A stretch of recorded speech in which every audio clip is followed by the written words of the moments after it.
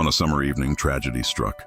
Shots rang out, ending the life of one of the most polarizing figures in American political discourse, Charlie Kirk. To some, he was a patriot, a voice for a new conservative generation. To others, he was a provocateur, a symbol of division. This is the story of his rise, his impact, and the events that led to his untimely death. Act 1. The Rise of Charlie Kirk. Archival-style footage, old campaign rallies, interviews, college campuses. Charlie Kirk was born in 1993 in Illinois. Unlike many who stumble into politics later in life, Kirk was outspoken from a young age. At 18, he co-founded Turning Point USA, an organization dedicated to mobilizing conservative voices on college campuses. Within a few years, he became a national figure, appearing on television, sparring with critics, and filling auditoriums with thousands of young conservatives eager to hear his message. Charlie wasn't just another political commentator, one former colleague recalls. He was building an army, a movement of youth who felt ignored by mainstream politics. Act 2. Admiration and devotion. To his supporters, Kirk was a hero of free speech. He was celebrated as someone who wasn't afraid to challenge progressive ideology in classrooms, in debates, and online. He spoke the language of young people, blending memes with hardline political rhetoric. His followers admired his confidence and conviction. Clips show cheering college students, signing books, and shouting his slogans. He gave us a voice, one young supporter says. When we felt silenced on campus, Charlie was there, telling us we weren't alone.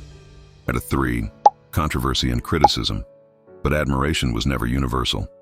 Critics accused Kirk of spreading misinformation, stoking culture wars, and dividing communities. His confrontational style drew anger from those who felt his rhetoric encouraged hostility and intolerance. Clips roll of heated debates, protesters at his events, and social media backlash. He thrived on outrage, says a political analyst. And the more outrage he created, the more powerful he became. To some, he was a truth teller. To others, a dangerous provocateur. Act 4. The breaking point. As years went on, the divide deepened. Kirk's popularity grew, but so did the resentment. Rallies became flashpoints of confrontation, often drawing both loyalists and protesters. Online threats and hate messages became part of his daily life. You either loved him or hated him, recalls a journalist. There was no middle ground, and that made him a constant target. Act V. The shooting. The documentary cuts to the night of the shooting. Grainy footage of police lights, crime scene tape, and emergency responders. Charlie Kirk was speaking at an event when the shots were fired.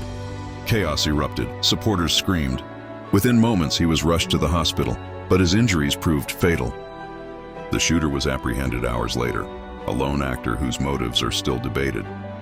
Was it political hatred, personal vendetta, or the inevitable consequence of years of division? Act 6. Legacy. The nation reacted in shock. Vigils formed, hashtags trended. Commentators debated whether Kirk had been a martyr, a victim of political violence, or whether his confrontational style had played a role in creating the climate that ultimately led to his death.